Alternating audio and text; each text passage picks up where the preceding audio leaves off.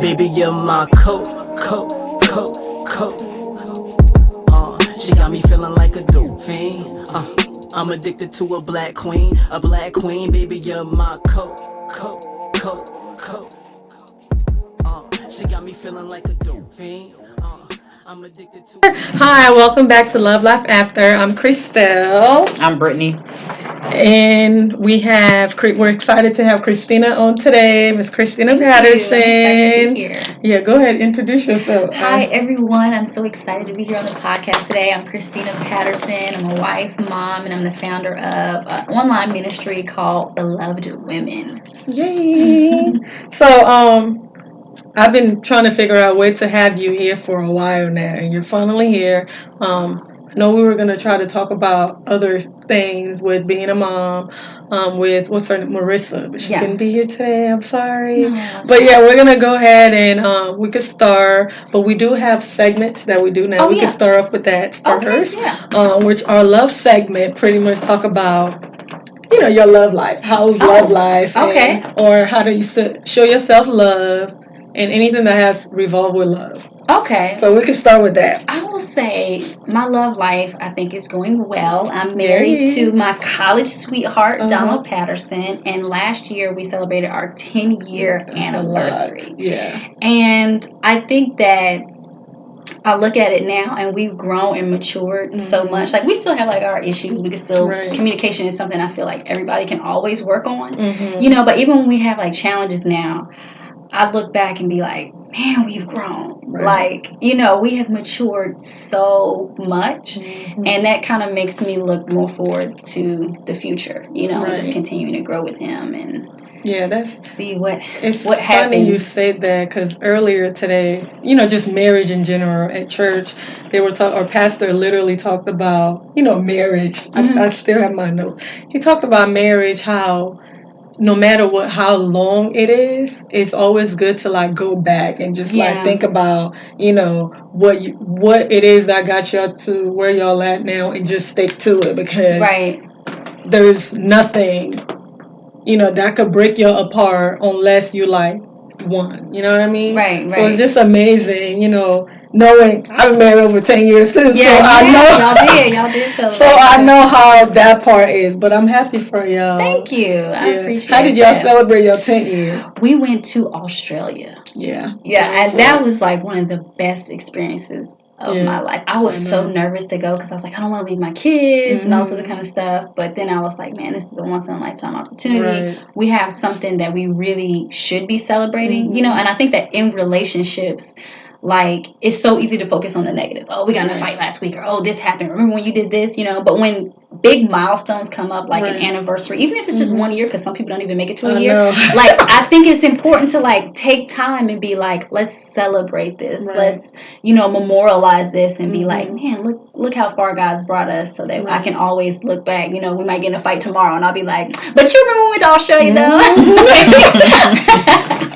Right. I was thinking about that earlier too, like, because like we have fights and stuff. Like, I'm like, okay, I'm not talking to my husband, I'm mad at him, like, I'm not talking to you. But then you think back, like, there was days where I'm like, look, I'm tired of you, like, you're making me, upset. And I think back, I say, you know what, that's real life. That's life. And I actually text him earlier, and I'm like, I feel like we need to just, start over. You know what I mean? Sometimes you need that, Yeah. So, just kind of like we had got in a heated discussion, I'll say, a few weeks ago, and I was listening to a podcast, and it was just reminding me like how short life is. You know what I'm saying? And like it could just be gone like within the snap of a finger. And I was like, what we're arguing about is not even that serious, and it just kind of helped me put it in perspective. Like, really, are you gonna be upset for however long, or you could just be like, this is insignificant. You know what I'm saying? We're here alive in this moment. Let's just enjoy it. I mean, there are certain things you do need to like discuss and work through, but it doesn't necessarily have to be with the attitude of like, oh, I hate you, because it's like, why? Yeah. Make the most of each moment. Yeah. That's important. Perspective. And that's love. Like with you're a mom, of course. And having kids and having a marriage, I feel like marriage is harder than having, kids. Yeah, it definitely. I would 100% agree with that. You said what? I'm sorry. Marriage is what? I got sidetracked. I'm sorry. No, we were. I heard what y'all was saying. You were saying that she wanted to live in the moment, arguing over little things that doesn't matter. I was listening. I was like, how do you feel? Like, what do you think about marriage being harder than having kids? Like being a mom, being like a working mom, being married, having to tend to your spouse and your children is hard. I mean, it's no manual, it's no way. Like, you just got to figure it out day by day, take it one day at a time. Just like me and my best friend, we have this little saying where I say the marathon continues. From late great Nipsey Hussle, because rest in peace his soul. Because I say the marathon continues is because and being a mom, like, all right, I gotta get dinner done, I gotta get laundry done. All right, if it don't get done today, it will get done tomorrow. I'm not stressing myself out, because when you're a working mom, you go to work 8 to 10 hours a day, gotta come home, take the kids to practice, help with homework, cook dinner, and then it's like when your husband come home, it's like you want to cater to your husband and spend time with your spouse. Sometimes it don't always work like that. I be exhausted, I be tired, and sometimes I don't feel like cooking. I'm like, listen, y'all gonna eat a sandwich or y'all gonna eat a frozen pizza, because I don't have the capacity. So I used to feel really bad, and I used to feel really guilty about it, but to be honest, like, I stopped, because it's like, I'm human. I need to refuel and refill my cup, so that way I can pour into others. If I'm not satisfied and I'm not happy, no one is going to be happy. So I take it one day at a time. Yeah, that mom guilt is like, that's real. For real. That's real. Like, well, I don't know. I would say marriage is harder sometimes, just because it's like, I can't like change my husband or make him do what I want to do. But like my kids, I can be like, go clean your room. You know what I mean? Like, but I can't necessarily have that same, like, it's not going to work trying to treat my husband like a child. Like right. That's a recipe for disaster. Don't do that. You know what I mean? But motherhood in itself does have challenges, and you hit the nail on the head when you talked about that guilt. Because it's just like, there's so many things to feel guilty about. Like, I'm not spending enough time with my kids. I'm not giving them enough healthy food and all sorts of kind of stuff. But it stresses you out so much that it's like, the guilt will just suck your joy and happiness out. And above all, your kids just want a happy mom, you know? Exactly. Right. Exactly. I just joined this parent thing on Facebook where every week they give you like, affirmation, or you're not the only one. It's going to be, I'm going to send it to y'all. Yeah. You're not the only one. It's going to be okay. Instead of like yelling at them, you should say this. Yeah. That's quite pretty. I was listening to a podcast. Let me see. It's called Therapy for Black Girls. You ever heard of it? I've heard of that. Yeah. I haven't listened to it. But I've heard of it. I listened to that podcast, and I just listened to an episode during work last week. What is it called? Were they talking about parenting? Yeah, I'm trying to find the episode, but basically, long story short, it was basically talking about how to co-regulate with your children and stuff like that. Basically, like, don't say that they're on punishment. Say like, all right, we need to take a time out. You go in your room, you relax for a second. I'm gonna take some time. I'm gonna take a nap, and we'll come back to it, because yelling and screaming doesn't help. Yeah. Kids don't react to that. Like, like, I can't parent my children the way my mom parents at me, because for one, it's a different time, different day. I was in a single parent household. My mother worked 3 jobs. Like, you know what I'm saying? It's not the same with my children. Like, my husband, like, we parent them together. So it's like, I try to like not parent the way that I know, because it's not normal. It's not right. You know what I'm saying? So that podcast, like the episode I listened to, it really like put things in perspective for me, because I'm like, dang, like I really be trying to like, when I was a kid, I had to do X, Y, and Z, but it's like that's not healthy. Like, so I just try to like take tips and advice like, you know what I'm saying, like from other women and other women that go through it, because like I feel like punishment and stuff, like, I mean, I don't really want to say punishment, discipline, like, 'cause I don't really discipline my children. Like, I don't use physical force. I do yell and scream. That's something I need to work on. But my husband is total opposite. Like, he goes in, he talks, like, he's like the real calm, cool, collected one. I feel like I'm the more strict and stern one. And sometimes I feel like a child does need both, but I'm trying to like dumb myself down a little bit, because I'm like, all right, just because you was raised this way, don't mean you gotta raise your children this way. And I feel like my boys, even though they're twins, they total opposite. They have different personalities. One, he could like roll with the punches. The other one, he's like real sensitive. Like, he doesn't like negative energy. Like, he not with it. Like, so I have to treat him 10 times more gentle than my other kid. So, you know. And that's not being treated different. It's just more gentle. Because, you know, a lot of people say you treat your kids different than when people say they have favorites, that's the issue that I have. When people say they have the favorite child and all that. Like, they just like you. They have a favorite child. Like, you just saying that out loud. I've never heard anybody actually say my favorite child. That would hurt my feelings. Yeah, like, no, to be honest, that bothers me, because I feel like in my family, it's favoritism. Favoritism, like, happens in my family a lot, and I noticed that growing up.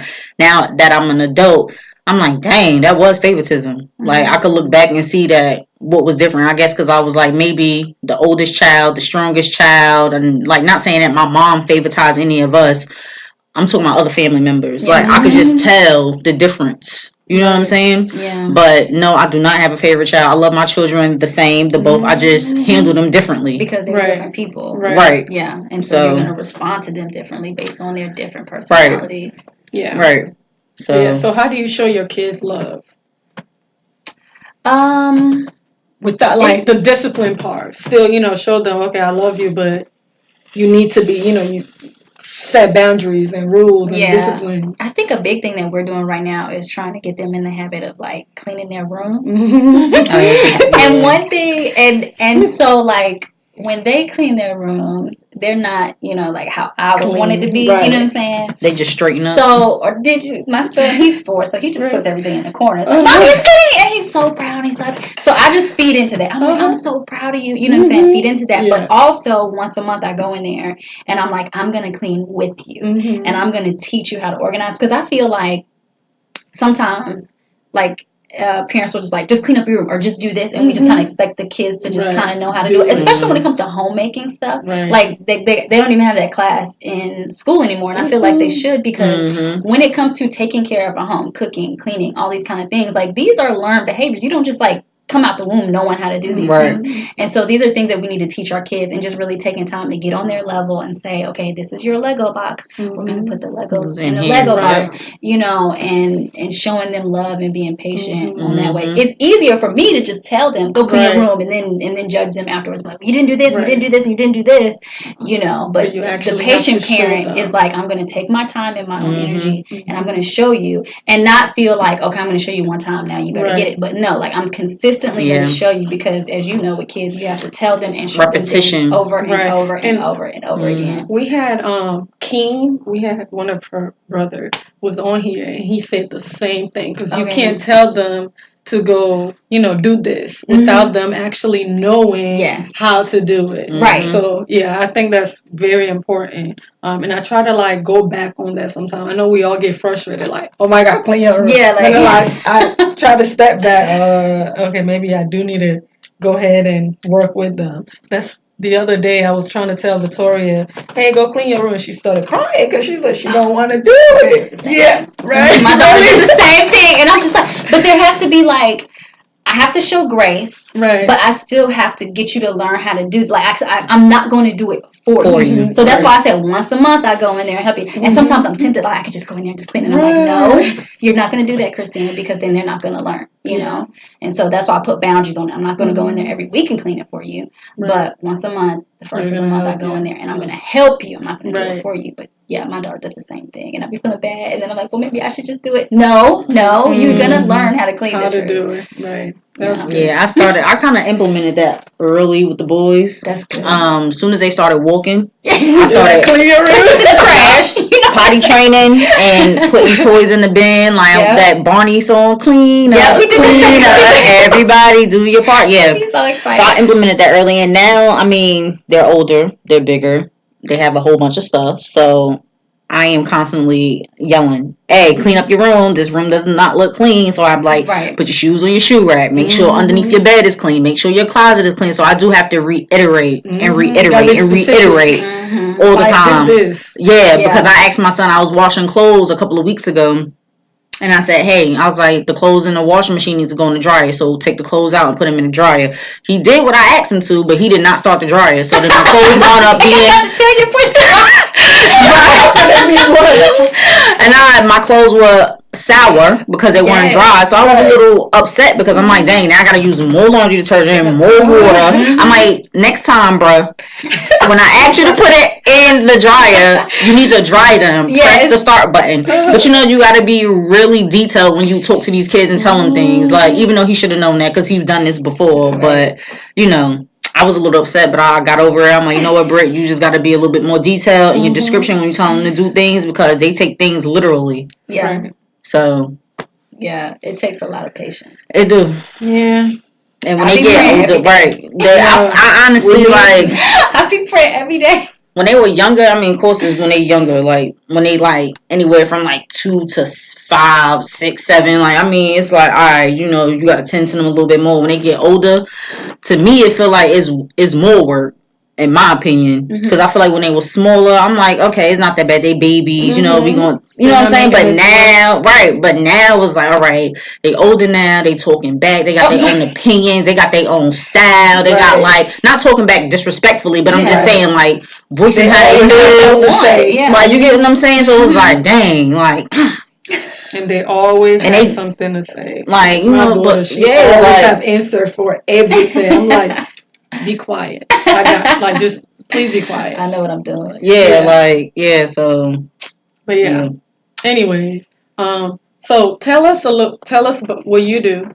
Okay. And yeah, we'll go from there. Okay, I am a blogger and She was just getting ready to tell us what she does, and then you okay? Glad to have you. Yeah, Trinity's here, y'all. With some chips and dip. Okay. You want some water or you good? I got some right here. I'm good. Thank you. Okay, so I actually, when I graduated from college, I got a job working in the Department of State, and I was a grant specialist working on programs to help fight human trafficking overseas. Oh, wow. Yeah, it was a really, really interesting job. It was very high paced, very intense, like a lot of work, like 12-hour days, like, you know, because I had to commute. I was living in D.C. I had to commute into the city and then back. And so it was really long days. When I got pregnant with our first child, I got really sick. And so I was like, man, this ain't going to work. I don't know how we're going to work this out. And so I stayed home. And the idea was for me to just stay home for, in my head, I was like, I'm just going to stay home for a year because, you know, I'm very ambitious. I'm like, I'm about to climb this corporate ladder. We about to get this work. We about to secure the bag. You know what I'm saying? That's what I'm thinking in my head. And so I was like, okay, I'm just going to stay home for a little bit. And that was almost 8 years ago. And I've been a stay-at-home mom ever since then. It was probably about a year in where I was like trying to find jobs. We moved back to North Carolina to be closer to our family. And I was looking for jobs. I was applying. I'm applying for stuff I know I should be getting. Every door shut. Like, every door shut. And I was just praying, and I did this Bible study on Jonah in the Bible, how he was kind of running away from his call. And God really spoke to me and was just kind of like, I'm calling you to stay home, and you're running away from the call every time you apply for a job. Wow. And I was like, okay, God. And so I'm like, I really didn't have this vision for my life of being a stay-at-home mom. You know, I didn't really have that many examples of that. Excuse me, growing up. So I was like, what is that? Black women stay home? Right. What is that? You know? Who does that? So I actually, at that time, I did end up getting into a community of African American stay-at-home moms and seeing how they did what they did and things like that. And that was really good and healthy and necessary for me at that time. Because at the time my husband was also working nights, so it was a very lonely season. He was working overnight? Yeah, he was working night shift. Wow. So I'm like in this season where I'm doing something I didn't expect to be doing, staying home with a kid all day. He's working nights. I'm not seeing him. Right. We moved back, so I didn't have any friends. You know, I didn't know anybody. It was a really long season. And so I just really felt the Lord being like, you need to be in my word. You need to be clinging to me in this season. So I was like, okay. And so I'm start studying my Bible. And I started writing these like Bible studies. And so I was like, okay, so I would turn them into podcasts. And then I eventually got into YouTube and started turning them into videos. And so then that's when Beloved Women, which is my online ministry, got started. And so it was just me just sharing online what the Lord was teaching me in my quiet time. And so now Beloved Women is a 501c3 nonprofit. And we have daily devotional. We have about over 20 writers that write our daily devotional for us now. And we just produce content to really help women connect with God on the daily and really get close to Him. And that's what I needed in that season. And so now I have the opportunity to try to provide that for other women in a practical ways, you know, that they can do easily and simple, but they're still relevant and meaningful for them on an everyday basis.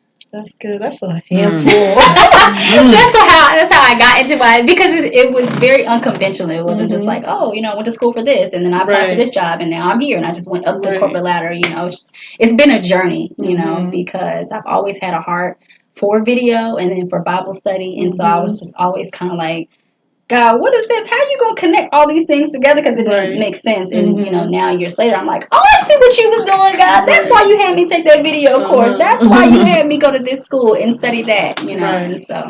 Yeah, her, the devotional books, they're really great. Because remember, I got one. Yeah. I love, and it's really detailed. Like, actually, you have to, like, go, I think I showed it to you around Christmas time. It's really detailed. Like, it tells you the verses and how to go on by it and how to apply it to your life. Yeah. I really like that. Thank you. I try to work on it whenever I get a chance to. I wish I could do it every day, but when I skip, I try to like go back to the next one.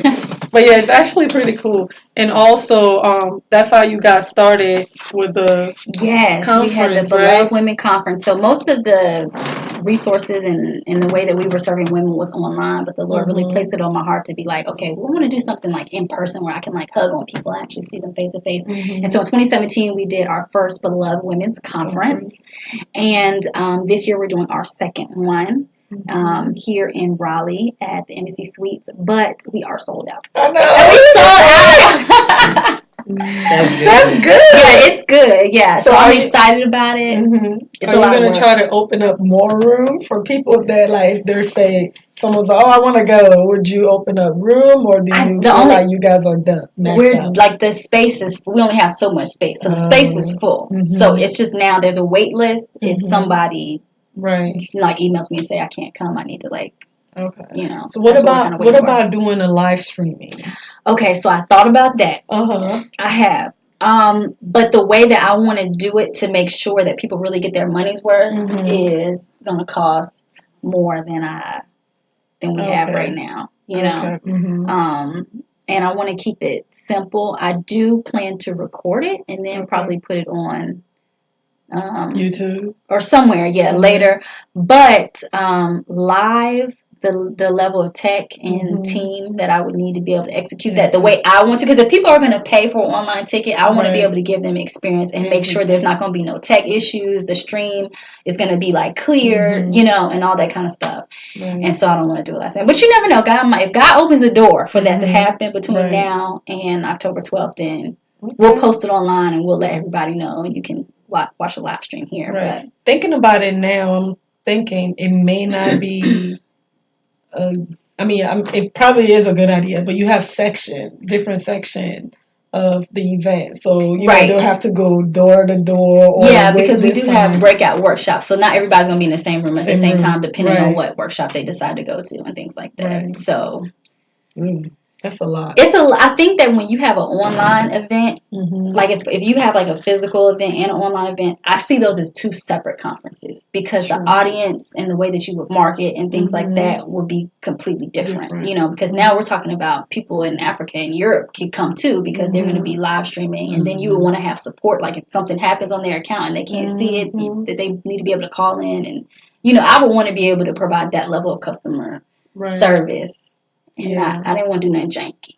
Right. Because I mean, I could pull my phone out and stream it on YouTube real quick. Right. But yeah, so doing all of that, how do you balance like doing everything you do and being a wife and a parent? Yeah. The power of the Holy Spirit. Right. That's the only answer that I have. And one thing that I will say that has been essential to being able to manage the blessings that God's given me. I have a very full life. Is knowing what season I'm in. And so not putting this pressure on myself that's like we were talking about my upload to YouTube, and I want to upload once a week. I would love to upload twice a week. I know that in this season that I'm in now, with you know my son's still at home some days, I can't do that. You know, like I could do it, but it would be at the cost of sleep and not spending time with my family and things like that. In the summer times, I generally don't post at all, just because both my kids are home and I'm trying to give them attention and things like that. So just knowing what season that I'm in and just adjusting my schedule to what's going on at the time and not pressure myself to be like, well, Sally uploads twice a week. Why can't you do it? You know, I don't know what situation Sally might have a maid. Sally might have 2 nannies. You know, I don't have that. So, like being comfortable where I'm at and just saying, God knows where I'm at. He knows what I have. He knows what I don't have. And just doing what I can when I can. And I mean, it does take a lot of discipline too, though. So like if I have a writing deadline due or something, I might wake up at 5 and work from 5 to 7. Oh, you have a book out too, don't you? Well, I just put a Bible study book out this year called Relentless Joy. And that was a Bible study. We went through the book of Philippians. But I write for other Christian blogs and stuff like that too to help continue to get the word out for Beloved and continue to encourage women that way. And so just being disciplined and waking up, and that's very unnatural for me because I'm not a morning person at all, ever, and I've accepted that about myself. But if I have something due, I know, okay, I gotta wake up at 5 because that's the only like really quiet time where the house is like still and nobody's like asking me for a snack or anything, and I can like focus. And so that takes discipline because I'll be like, man, I could just roll over and go to sleep. So yeah, that balance between discipline and then just leaning on God and just trusting Him that He has me right where He wants me. I know that's right. But I'm excited for the Beloved Women Conference. I'm excited that you're coming. There. And I'm trying to so maybe this is what I'll do. Maybe I'll give that ticket to somebody You do a giveaway. Yes, I want to do a giveaway. A good idea. And probably do it up until like that day. Like the day of. But I don't know now. I have to you got to give them time to like if they need to like take off work or something, they would need to know. But now I need to figure. I just thought about it. Maybe I need to figure out something to do to win that ticket. It should be something with the podcast, like comment or share the podcast or something. Like, do you have social media? She does. Yeah. So then, I would say like follow, like follow Beloved. And what's your YouTube channel name? It is Beloved Women. If you search Beloved Women or Christina Patterson, it'll pop up. Okay. Yeah. Okay, so maybe I'll probably come up with something tomorrow. Yeah, and then that's a good idea. Because I got the ticket for me and Anaya, but now she can't go, so I'm like, I need to give that ticket away. She's so popular. I know. she got a schedule. Yeah. I know, right? With everything she's going through with school, we were talking about school earlier. With what kids are going through in school. So have you had any issue like yet with your daughter being at school and going through, like bullying situation or I haven't or having to like deal with a parent that like talk a certain way to your kid? I have not. Now she's only, in the second grade. Right. So I'm on the edge of my seat. Like, let somebody pop off. I'm ready. You know what I'm saying? I'm ready. But nothing has came out yet. We, interestingly enough though, we did notice last year that the school that she goes to didn't do anything for Black History Month. And so that was a whole situation where we had contacted the Board of Education and the principal about trying to do something about that. So I do need to, I do plan on connecting with this was at the end of February when we were like trying to have these conversations. So I'm like, okay, well, Black History Month over now, you know, it's a shorter month of the year. Right. So I was like, that's cool. At the beginning of the school year, I'll reach out again. So I plan on doing that soon. But I'm not sure. Right. I'm praying that it goes smooth, and they're like, "Oh yeah, we should be celebrating Black History Month because Black History is American history." Like, right? Is it predominantly? It is. The staff there is predominantly white. Okay. And I feel like the school is pretty diverse. You know, more than like when we were living in other places. But yeah, you're right. It's predominantly white. So could that be I mean, but that's still not no excuse, you know, for people were so surprised when I told them, and I was like, I'm surprised. I was surprised too. I was like, y'all not surprised? I'm not surprised. You're not? No, I'm not surprised at all. It is 2019. It is 2019, but you gotta understand, like they whitewash a lot of stuff for our kids to learn. So that's the thing that I think I'm going to have to be very vigilant about with our kids is that making sure that they know who they are. You know, and that they see and they experience Black culture in very healthy ways. It was important. Like I knew where we lived. I knew that they would probably be in situations where they were the one or few African American in the classroom, you know. So I was like, I told my husband, I was like, we got to go to a Black church. Like they gotta have something. Like we gotta mix this up. You know what I mean? Like you know. And our church is actually really diverse. But I think that it's really healthy for them to see themselves. You know, especially if you don't have like a lot of family around. You know. Every single day, where they know like you're black. Right? You need to know that, and you need to know that it's a good thing. Yeah, my boys they woke. They are okay. Good. They know what it is. My kids they go to a predominantly white school, so they go to a magnet school, and one of my boys he's in like an advanced class, and he's the only Black kid in there. Yeah. So I mean, I just try to reiterate. Let them know, teach them, and educate them on Black history. And, like, even in my household, we celebrate Kwanzaa and stuff. So, I just try to, like, push the Black history issue and, like, educate them as much as I can. They come home talking about Christopher Columbus discovered America. I was like, so I had to like, you know, explain to them exactly like the history and things. And my husband, he's really good with like history and geography, and he explains everything to my children. Like, so they know what it is. So you know what they should watch? I mean, I had my kids watching, and they were like very surprised that movie that Kevin Hart put out. I made my kids. Which one? It's I forgot what it was called. History. It came out in February. Yeah, it was like right when we found out the school wasn't doing Black History Month, anything for Black History Month. You told me about the Kevin Hart did this special about like on Black History Month. It's on Netflix, and I was like, I sat my kids down. I was like, you watch this. You watched this right now, really? Yeah, and then it pretty much went through. I mean, he was like the main character. You know, you've seen it. So he would talk about like what this person did and how we got here, and like the whole movie, literally him talking to his kids and explaining to them about. Black history. I didn't know he had a special about that. Yeah, I'm gonna have them watch it every February. Right.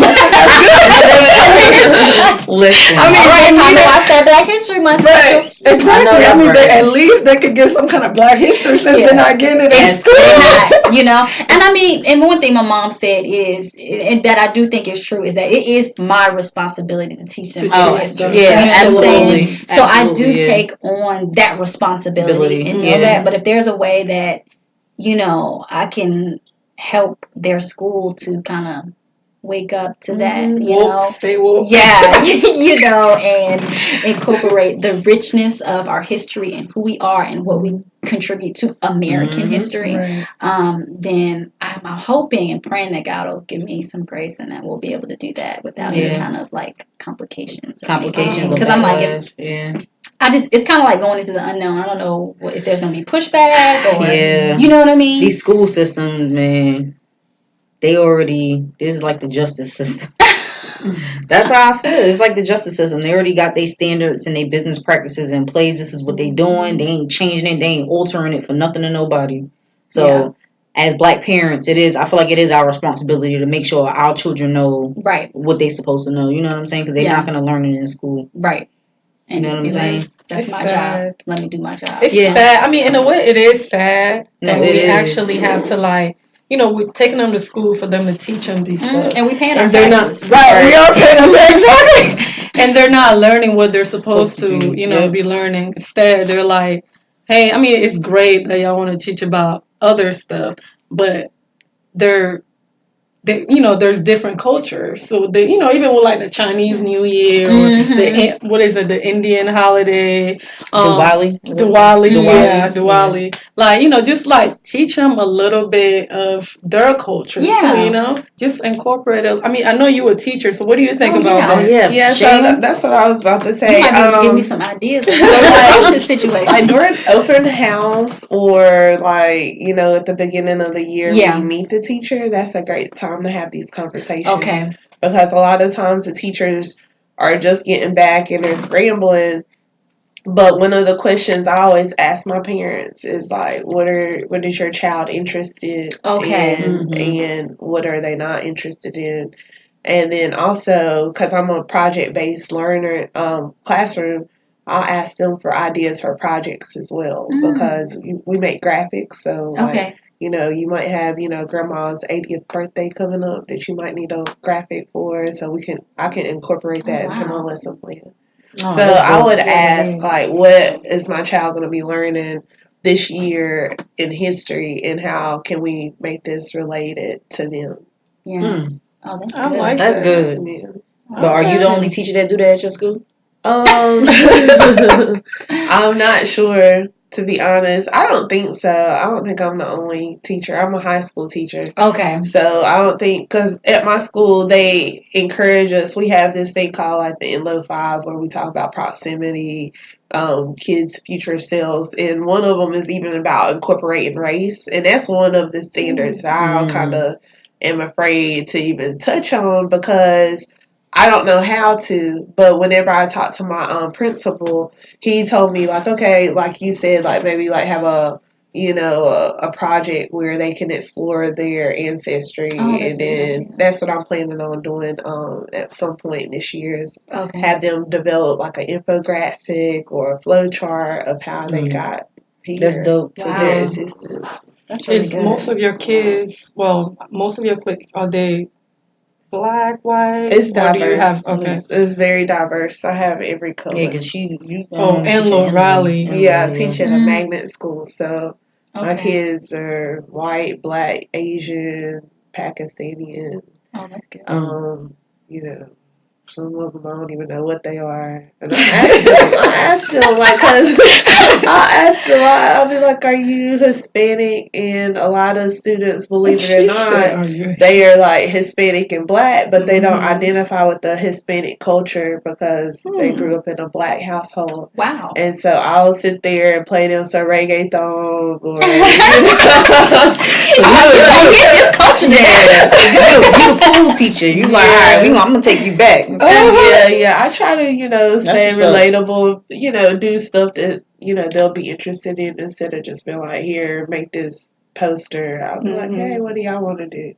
That's good. That's dope, though. That is I like really that. good. I wish a lot of teachers would do that. Yeah. But the answer is always nothing. We just want to sit here. No, we can't do that. Let's do something, and then maybe like the last 10 minutes we'll just sit here. Do you ever like take what you're learning with your student and take it to the principal and be like, hey, this is working. Maybe we should do this more in the school? I like, cause it's only my second year, but I do plan to do that. Like, I'm planning to get like a Twitter account, like a teacher Twitter account. I don't even know the name of it yet. But each class, because I have 6 sections, I charged them with coming up with a business name, so that whenever I tweet about them, I'm not saying Miss Hester. I'm removing myself completely, right. And it's going to be, and I'm not even saying like my first period or second period. I'm saying like, this company, this is what they're designing, this is what we're working on, and hopefully he'll see it that way. That's dope. I think like that that'll idea. work. Really innovative. Yeah. Thank you. That's Thank good. you. That's what these kids need, Yeah, it man. is. They need teachers like you. Yeah, they do. Thank you. To be Mhm. honest, I'm considering not being a teacher anymore. What? Wait, why? You just told us all these great I'm like you. I'm not a morning person, so like that's the thing. Waking up at 5:30 in the morning, man. I'm trying to get used to that again. So now I just be like sleep all the time, like because. I mean, you need to go to bed early. I do go to bed early, and I'll wake up early. I get home early just to go back to sleep.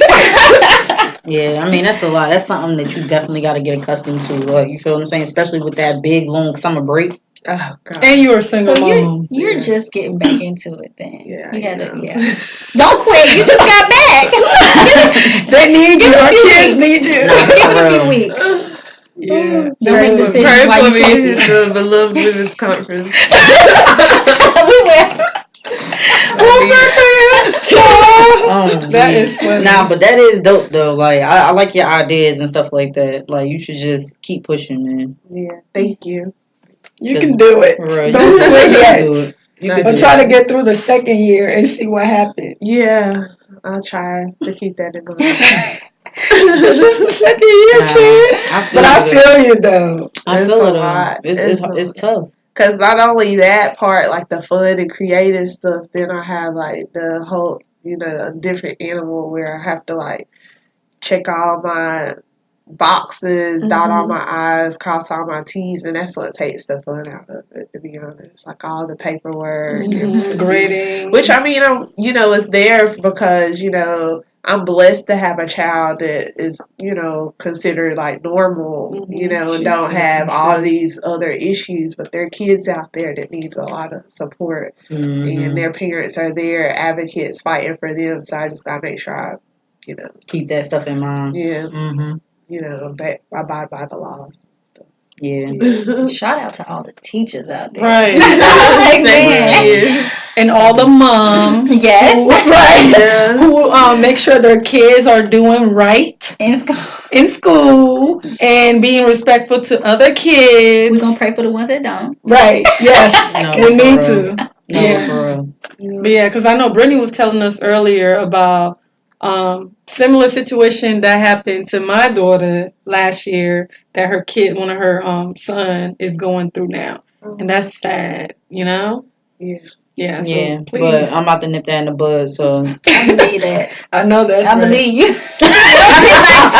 You don't seem like the type to be. nah, I don't play when waiting it. too long. I don't play when it comes to my kids. I do not play. Like I already had to adjust my work schedule to take them in the morning so that way they could just ride the bus in the afternoon because they get out at 3:00. Yeah. So yeah, I got doctors on it, and next is the superintendent, and then I will be pulling up. Remember, I told you I got the lawyer that you could message to. Yeah, so I'm trying to I know the school year just started, so I'm trying to get benefit of doubt to that, and then they already missed like 3 days because they had the holiday and then 2 hurricane days. Yeah. So I'm trying to I'm trying to do a little leeway. I'm not trying to go in rah off the rip, but if I don't get these results, if I don't get no responses, I'm gonna have to take it up a notch, and that's just what it's gonna have to be because I don't play. Like my children need to go to school. They should be able to get on the school bus, not feel threatened, not feel anxious and stressed to ride the school bus there or back. They should be able to go to school, be able to focus, and that's just it. Like my kids should not have to go through that.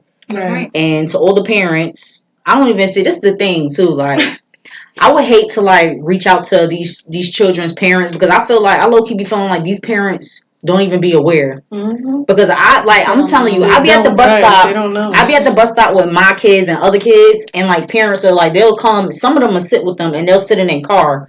But their child be at the bus stop dropping F-bombs. Mind you, I curse. I got a nasty mouth too, but their mouth be worse than mine. The middle schoolers. Yes. And I'm telling my husband, I'm like, yo, we black parents. I think we should probably check this kid. As if my kid was like that, I would want somebody to say something and check them. You know what I'm saying?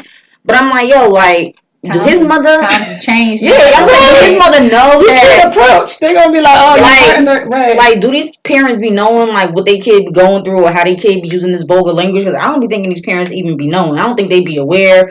They might not even be that involved and invested in their child. So they probably you know what I'm saying? But not even think about it. They probably don't. But I'm gonna have to shed light on that because my kid not about to be uncomfortable because your kid want to be a little savage. Right. I'm not having it. And I'm like I said, like I grew up in a different time.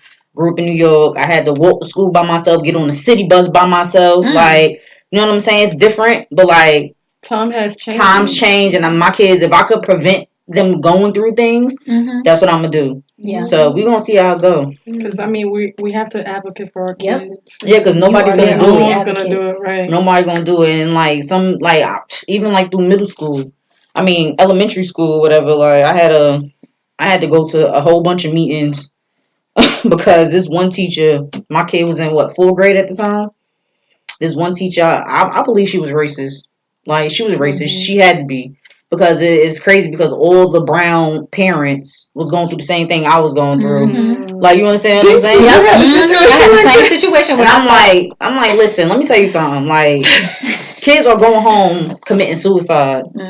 You understand what I'm saying? Yep. I'm like, yo, y'all gotta do something about this. I don't care how long she been a teacher for. Like, I don't care. Like, y'all need to do something about this. Like, for real, this is ridiculous. Like, why is my son coming home telling me that his teacher said that, if he don't, he needs to pass his EOG or he ain't going to the NBA. Like, first off, don't talk to my kid like that. If anything, that's not positive feedback. Like, you need to, like, deal with my kid accordingly. Don't do that.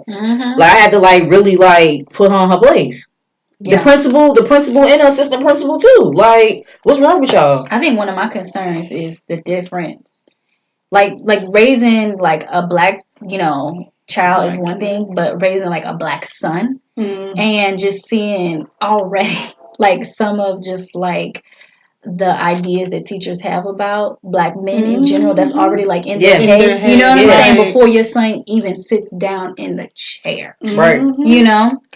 It's just like it's always in the back of my head. It's always in the back of my head. And I had a similar situation where, I felt like, my son was not necessarily being treated nice in a preschool.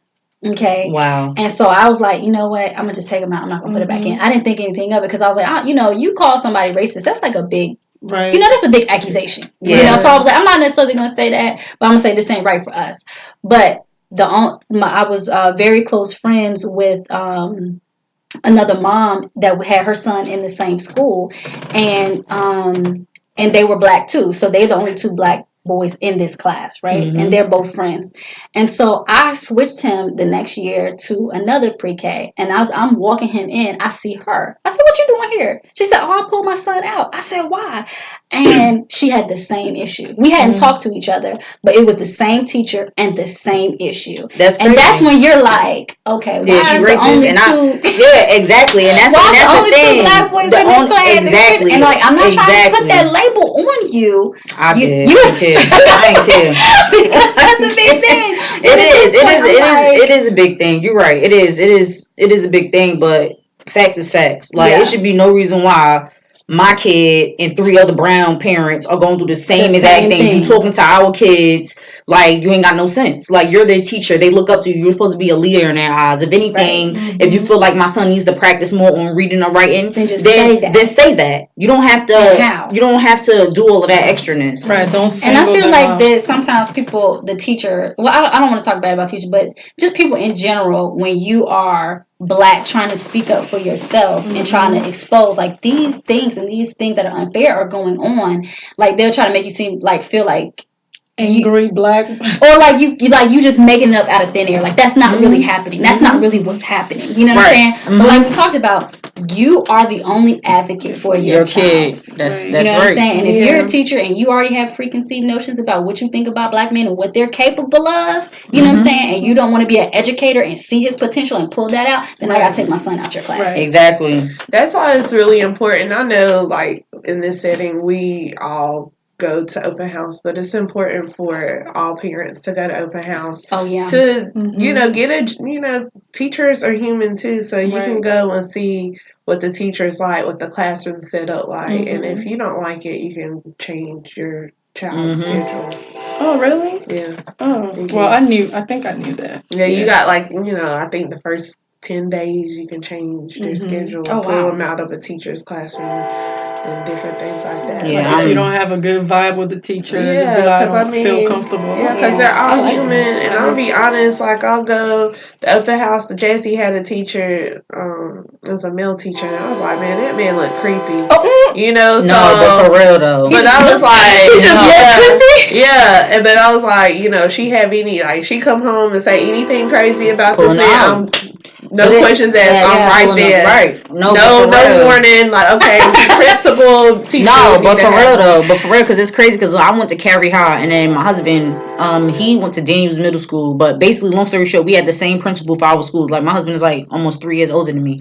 But while I was at Cary High, this guy, he was our principal, and I'm like, yo, he look creepy. Like I'm like, yo, like it seemed like he like low key a pedophile. But like, of course, I didn't have no evidence of that. Like, you know what I'm saying? He just rubbed me the wrong way. Mm-hmm.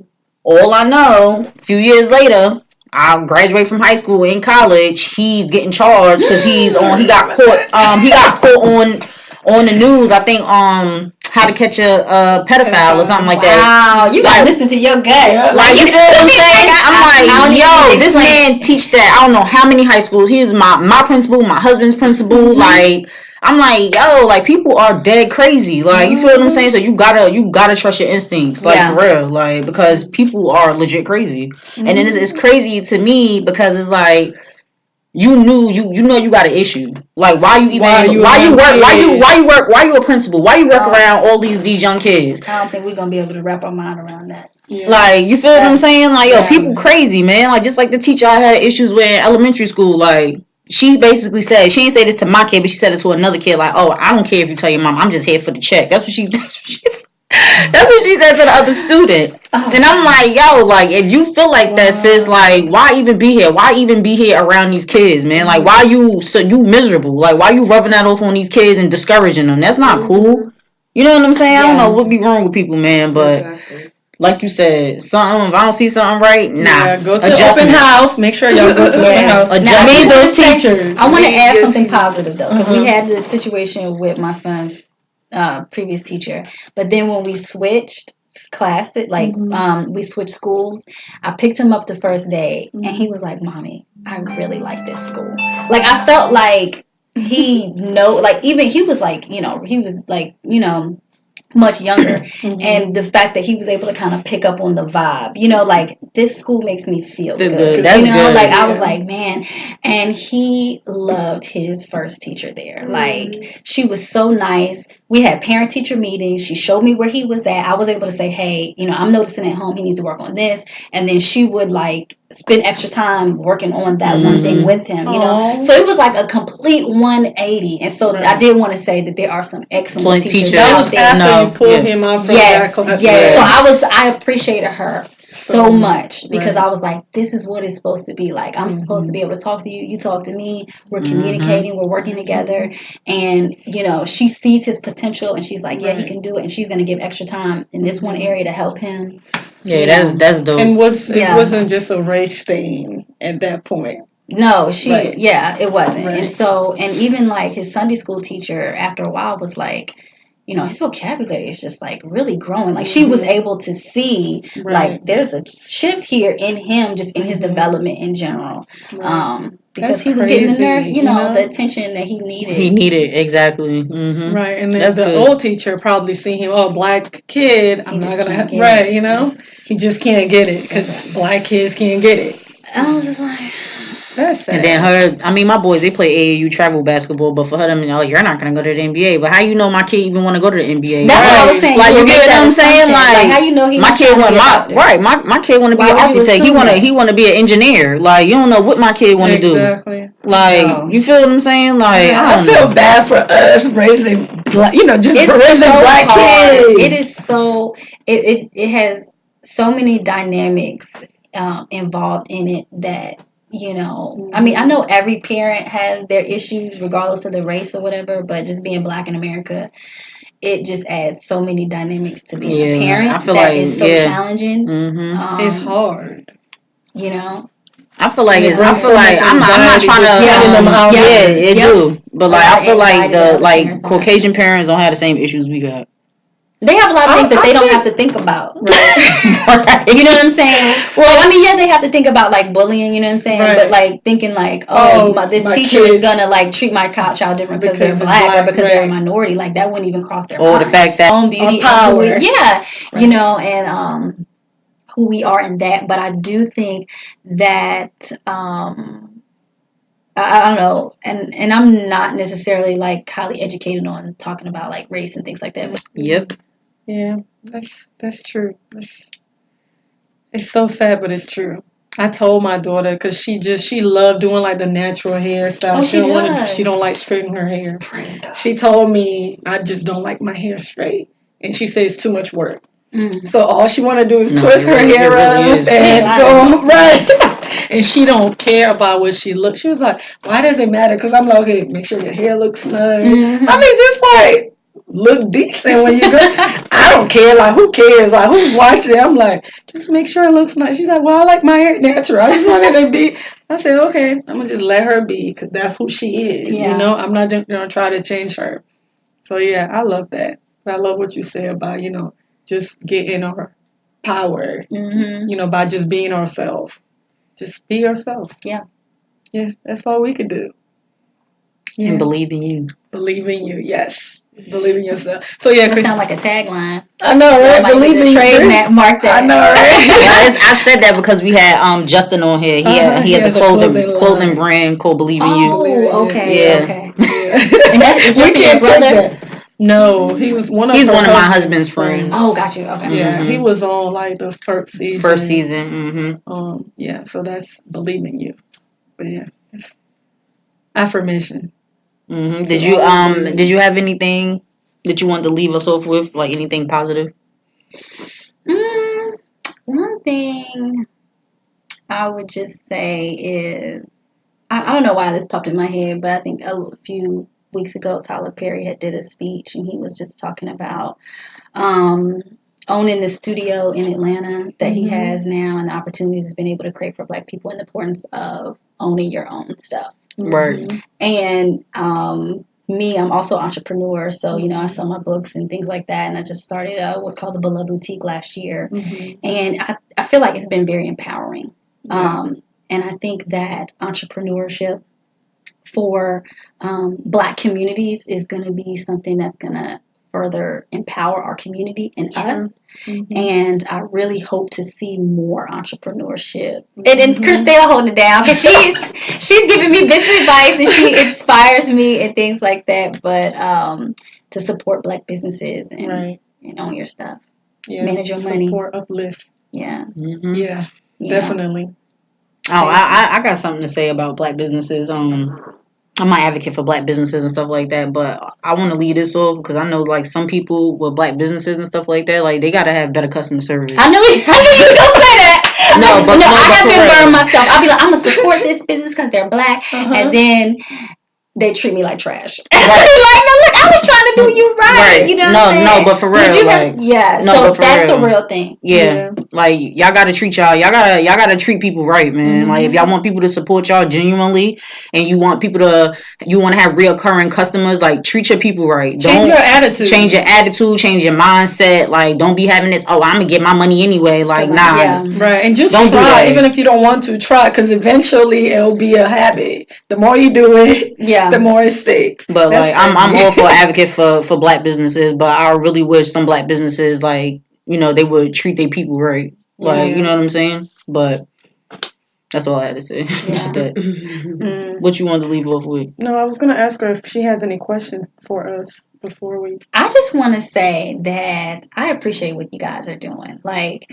to have a platform, where you're empowering women and everybody, because I know the men listening too, but just like a positive, uplifting voice, I think that's something that a lot of people are looking for these days. I was telling you that I did a Bible study on joy earlier this year, and I felt like it really resonated with people because that's something that people are really looking for. As much as we want money and status and all sorts of kind of stuff, like people just want to be happy. People are just looking to be able to put their their earphones in and listen to something that's going to uplift them, and you guys are providing that. And I think there was a quote from Nipsey Hussle that I read online. I know I'm probably gonna like butcher it, but it was pretty much saying like when you can inspire someone, that is so powerful because it impacts every aspect of their lives, whether it's their finances, their parenting, their marriage. Right. And you guys are inspiring people, you're encouraging people. So you're like hitting them on every level. And so to see powerful Black women doing that for other people and to serve and give out, like I just applaud you guys for what you're doing. Thank you. Appreciate That's our it. goal, you know, to leave marks in people's lives, and just help others out there that need the help. But yeah, thank you. You're doing a great job. Thank you. Thanks for We're having trying. But I wanted to leave 5 things for people to tell themselves every day. I'm doing great. I am worthy of all that I desire. I'm loved. I'm being supported. And I love myself unconditionally. So I want people to start like telling themselves that each day, if they can, because when you start telling yourself things, like the more you tell yourself things, you start believing it, and then you do better from there. Yeah. So yeah, please do. That's true. important, right? Mm-hmm. That's very true. Miss Chin, you have anything to leave off? Yes. This is one of the quotes that I have in my signature line. I'm trying to pull it up so I don't get it wrong. Oh, while you're doing that, how can people, I mean, I know you said it already, but just go ahead and like tell them again, like where they can find you. Oh yeah, if how you to go reach you. to belovedwomen.org, all my social buttons and everything is there. You can connect with me on YouTube, Instagram, Facebook. But all the information is at belovedwomen.org. And if you want to go to the next Beloved Women Conference, which will be next year, just make sure you get your tickets early. Yeah. Because she sold out. We weren't expecting to sell out that early, but we did. That's God. Yeah, it was. I was like, thank you, Jesus. I can't wait. I'm excited. Did you find your quote? No, I didn't. I She's still looking. All right, I could go while she looking for it. I follow this page on Instagram called Thrive, and I like it because it's always leaving me with like positive notes and mantras and stuff. Okay. So it's tips for living a full life. 1, be who you want to be. 2, do the things that you love. 3, gather around people who uplift and support your vision. 4, carve out time for solitude. And 5, respect the pace in which you are growing. So don't be too hard on yourself, but always surround yourself with the right people, have the right mindset, and you'll go far. Yeah, I like that. All right, so I found it. In order to be irreplaceable, one must always be different. So I try to encourage we can't all be the same. Yeah, I try to encourage everyone, my daughter, my students, to be different. Yeah, I like that. Yeah. Well, thank you guys. Thank you. I'm gonna go ahead and if y'all, want to follow us, you already do. I can't put my thoughts together right now. I forgot what I was gonna say. Like Really, y'all how on do you Facebook, do? right? I can't. Oh yeah, we're on. Yeah, I just lost my thought. Cause if you have any questions, comments, so I'm trying to close, and she's busy on her phone. If you have any questions, comments, or concerns, please email us at lovelifeafter18@gmail.com. Please follow us on Twitter, Instagram, and Facebook at love.lifeafter. Just love life after, and remember, there's life after all, and keep on going no matter what. I love that's my favorite quote. Oh, Thank you guys. Love life after. Queen, baby, you're my coat. She got me feeling like a dope fiend. I'm addicted to a black queen.